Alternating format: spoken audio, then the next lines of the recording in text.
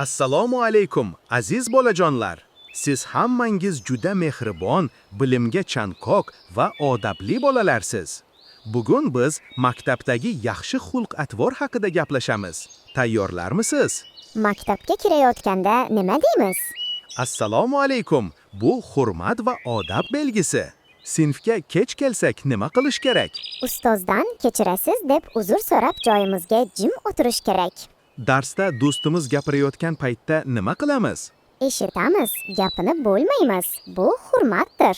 Ustoz savol bersa qanday javob beramiz? Qo'l ko'tarib, ruxsat bilan javob beramiz. Kimdir darsda qiyin joyini tushunmasa nima qilamiz? Yordam beramiz, tushuntirib qo'yamiz.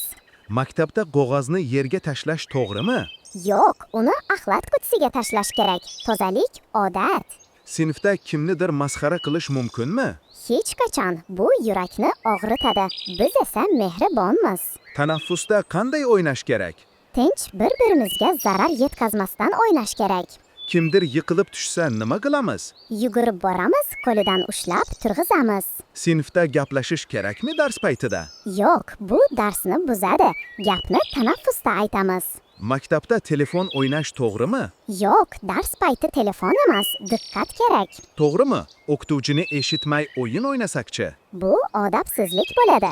Ustozni tinglash eng katta hurmat. Kimdir daftarini unutib kelsa nima qilamiz? Daftarimizni bo'lishamiz, yordam beramiz. Maktab mulkini buzish mumkinmi? Yo'q, bu bizning ikkinchi uyimiz. Uni asrash kerak. Ustozni ko'rsak nima deymiz? Assalomu alaykum ustoz deb salom beramiz. Sinfda jim turish nega muhim? Chunki jimlik tartib va hurmat belgisi. Agar kimdir bizni chaqirsa, ha deb javob berish kerakmi? Albatta, ha ustoz yoki ha opa deb muloyim aytamiz. Kimdir bizni mazax qilsa, qanday yo'l tutamiz? Jahl qilmaymiz, sabr qilamiz va gap bilan tushuntiramiz. Qozonni yaxshi o'qish ham odobmi? Ha, chunki bu ota-ona va ustozni quvontiradi. Sinfda yangi bola kelsa nima qilamiz? Uni kutib olamiz, tanishtiramiz, do'st bo'lamiz.